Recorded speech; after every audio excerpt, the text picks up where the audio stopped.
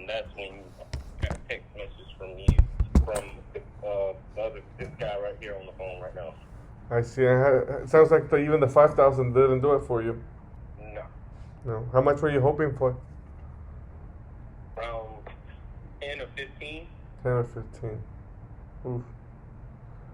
Okay, because this is what I see here. Okay, I'll tell you what I see on my end.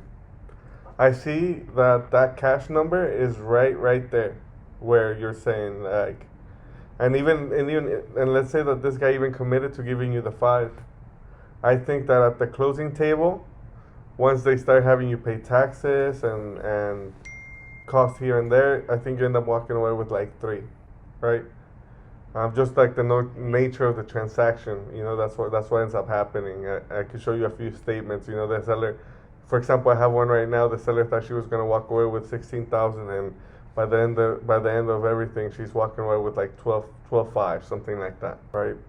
So that's a cash transaction. I'm surprised nobody mentioned. Did anybody mention taking over your payments? No. No. Okay, because if somebody bought the house that way, they could definitely give you the 10. But right. So the way that works, right? I see that you're in arrears about 14,000. Is that right? Yeah, somewhere, like I think it's like 16. 16. Okay. So in a scenario like this, right? I'm buying another house, right? Just in the same way, where I'm paying the 16, okay, and I'm giving the guy $10,000 to walk away, okay, and then. What I'm going to end up doing, I'm going to end up keeping that loan. I'm going to just take over that loan and I'm just going to keep on making the payments. And you're probably like, okay, why does that make sense? Why wouldn't you just get your own loan? And right now, what's happening is that the interest rates are so high that if I get my own loan, the payment's going to be so high that I'm not even going to be able to rent it out. So, but if I keep, these older payments in place, right, they're usually lower. They're been matured for a little bit. They're usually at lower interest rates, so that's the reason people are able to pay for more, because instead of paying it outright, right? The notion when somebody gives you a cash offer, they're planning to fix it and flip it, right? They're gonna put money in it and put it back on the market. But when somebody does this, they're not really trying to make money now or in the next 15 days or in the next 30 days. What they're counting for is they're saying, okay, now I have an asset, and I'm gonna be cash flowing every month. So they're looking to make money on the cash flow for it's a long-term play, not a short-term play. So the amount of money that we make now is irrelevant. Does that make sense? Would you even consider a sale like that though? Actually, keeping in the house? Keeping the mortgage in place, yes. So we get the deed, but the mortgage stays in place. And it still be my house? No, it's not gonna be your house because we get the deed. Right. So we're responsible for the payment, and we're responsible for the taxes and the insurance, but the house, the loan stays in your name. True. What kind of loan is this? Let me ask you. It's a VA loan. VA loan, yeah. So that's important. I'm sure that you want to use that VA loan for something else down the line. Right. Yeah, because what we end up doing, right, in these scenarios, I have bought houses like this from VA loans, and what they end up doing is they end up getting an FHA loan for the next property that they buy. But at the end of the day, I think that this is more of a decision for you to think about, right? When you talk to other investors, I just skipped the games, right? I just gave it to you, like, look, this is what happens, this is what people do, right? But at the end of the day, when you talk to people, I think that they're gonna end up giving you the same number that the other guy's giving you for cash. Maybe a few $1,000s less. Some of them might say $1,000 more here and there, but ultimately it's gonna be about the same. So it's gonna be your decision. Okay, do I want to walk away with that money now and then just take this off my name, or should I just walk away with more money? Yeah. Let me ask you, what's your biggest concern about keeping the loan in place? It's still in my name. Yeah. So with our tenants making the payments, it's basically gonna keep showing up like you're making a payment on time. It's gonna help you build your credit back up. Now here's the question that this is the big question that you should have. Okay? What happens if I stop making the payment? Okay. Right? That's the main concern everybody has, right? If I stop making the payment, that'd be the best thing that could happen to you. Why? Because you'd be able to get the property back from me. Just like the bank is getting the property from you, you'd be able to get the property back from me. So that means that you get to keep those $10,000 that I'm giving you. You get to keep those $15,000 or $16,000 that I'm paying in arrears to the bank. And you also get to, keep any payments that I made along the way. So if let's say I make the payments for 2 years, and then for some reason, I disappear. That's exactly what would happen. You'd be able to get the property back. Did I get my parents on this call with me? If you want, if they're gonna help you come up with a decision on this, and they have some questions for me, I'd be happy to talk to them. Yeah. Because they've been in the game a lot longer than I have. Mm-hmm. I'm not sure. Are they in real estate? No. Oh, okay. Because I was gonna say, man, if they are, they should buy it from you. That'd be a win-win for both of you. No, they're not. So what do you want to do? You want to set up a call with your parents maybe in a few days, or tomorrow or today, and go from there, or what do you want to do? We can do it today. Let me see something. Could you give me a call back in like 3 minutes? I could. I'll do that. Okay, we'll give you a call right back. What do you think? I want you to be like as comfortable as possible, bro. So the next time that I bring you a lead, like, what do you want to have already? How much? That's it. Okay.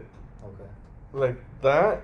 Like I know some people are like, the people that need all the information, dude. It's a fucking crutch.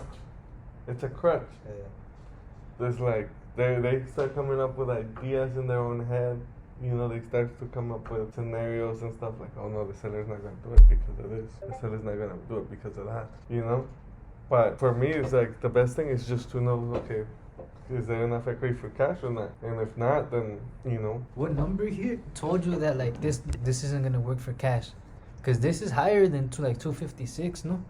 Like, wouldn't that be a good thing? It is.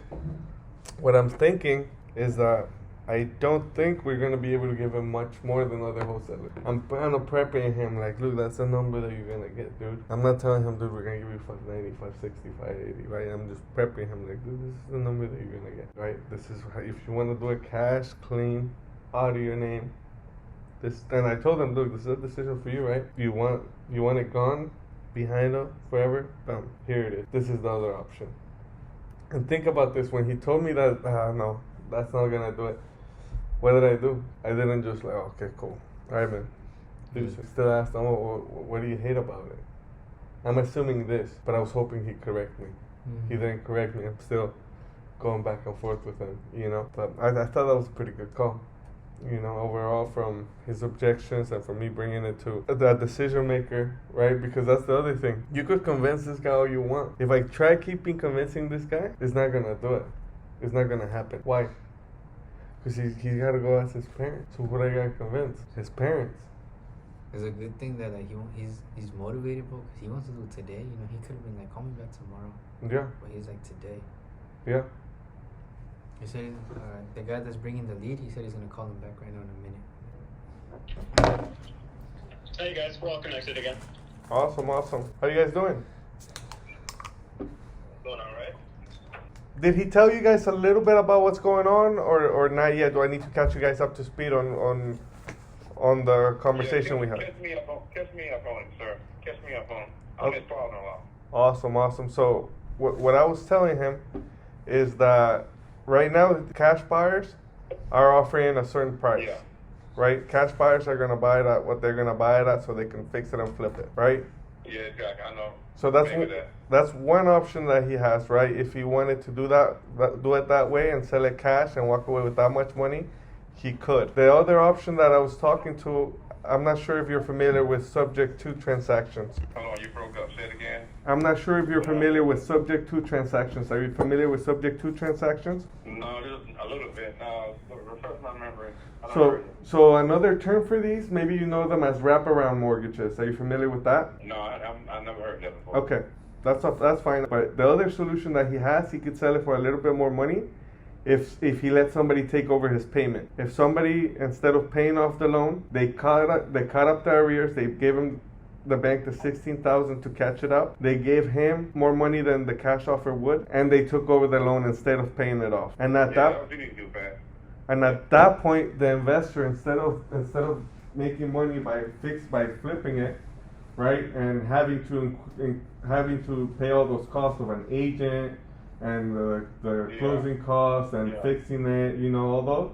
Instead, they're not making money that way. The way they're making money is with their tenants every month. So I'd get this property and I'd rent it out, and with the difference, I'd basically be paying the mortgage every month. Okay, so when he get out of that? He'd get more money. You need to talk to him about that right there, man. Yeah, that way it keep his credit intact too, right? That's what I was telling him, that if we do that, if we were to catch this up and be making the payments, on his credit, it's gonna show like he's making payments every month. So it's gonna help him improve it. You need to do that, man. You need to do that, man. You don't want it on your credit, man. It'd be real hard when you get another house. All right. So you need to do that right there. I recommend that right there. So you want to talk with him about, you know, what you be getting, you know, with that deal and everything. That's what I would do too. Okay. Yeah, because this is. Okay. No. Go ahead. Would he still have any say so in the house though? No, he would not have any say so in the house, because what happens is I get the deed, but that also makes me responsible for the taxes and the insurance. So I'm responsible for everything. I'm responsible for the repairs, everything else, and he yeah. So he would still get a monthly fee or somehow from the house, all right? No, he'd get his money up front instead of getting a monthly fee. Oh, okay. So y'all need to work out that kind of money then to see that cool with you then, Pat. Right. Can you run down each option though? But money he'll get, you know. Yeah. I want him to make his own decision. I want to make a decision for him. Okay. Yeah. I think his main concern, right? He just wanted to make sure that this was a good transaction for him, you know, a good type of transaction for him. And really realistically, this type of transactions is just like the other ones in the terms of we're going to use a closing attorney. They're going to make sure that all the paperwork is correct. They're going to make sure that everything is legal and up to par. And then we transfer title. It's not like we're going to meet in some back alley and shake hands and none of that. Okay, so that way his credit is clear too then, right? That's right. And his credit is going to show that he caught up those $16,000, and it's going to show that he's not making payments every month. Yeah, okay. Oh, yeah, Chris. Yeah. You got to do that, man. Okay. Go ahead and call with him. I'm going to go in the barber shop. Okay. All right. You can call me back. I can stop. He'll stop. Oh, call him back. Sorry, I accidentally hung up, but that's good. Yeah. that one was crazy. But see, I'm like, little by little. What do you know? No? What about this? You know this? No. Okay, now let me start giving it to you little by little. You saw that? That wasn't like, subject to, I'm going to take over the mortgage, blah, blah, blah. What do you know? Let's start with what you know. What do you know so far? Hey, Chris, what's going on? I'm merging the phone again. Okay. Hello. Hello. Okay, man. So what do you want to do? Do you have a recent payoff or a recent, reinstatement for the loan? You talking the amount, the balance that's on the loan? Yes. 250. It's 256. 256. Okay, now let me ask you, when is the last time that you got this reinstatement from the lender? I called them today. Today, okay, and that's what they told you. They told you owed how much? 250. 16 to my the rear. Yes. 16,000. 16,000. So let me see. I think I could give you the 10 that you're looking for if I bought it like this. Should I send you something in writing so you can review it? That way, you could. Do you have DocuSign? Are you familiar with DocuSign and that sort of thing? Yes. Okay. So this is what I'm gonna do. Okay, I'm gonna draft something up and I'm gonna send it over to you, and then we'll give you a call back just to make sure that you can see it and open it and read it, and then we'll get out of your hair, just so that you can make that decision. I'll tell you this: if you, whatever reason you decide to go with the other guy, and you decide to sell it to him cash, just let us know, okay? That way we're not chasing you around and bugging you. Okay? Cool. Yeah. So do you have any other questions for me? I was gonna you said 10,000. You can't do the 15. I can't do the 15. That definitely not work.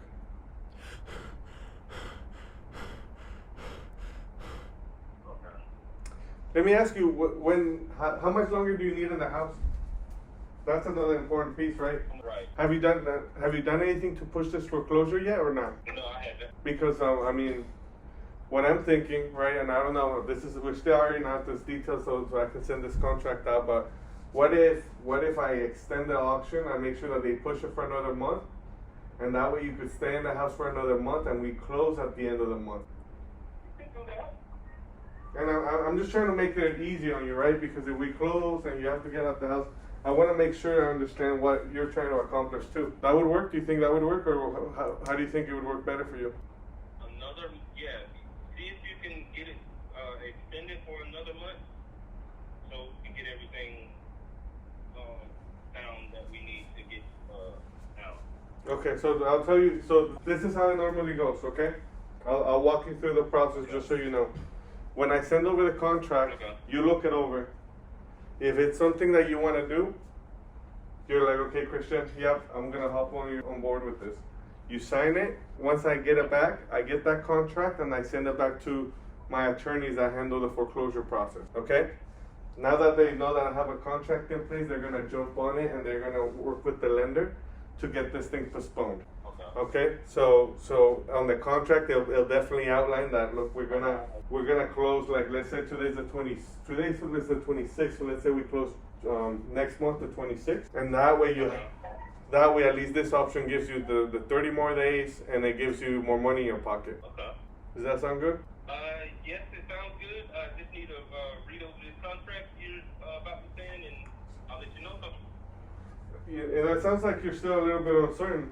No, I'm not. I just want to read over the contract, make sure I'm signing what you're saying. You got it. Okay.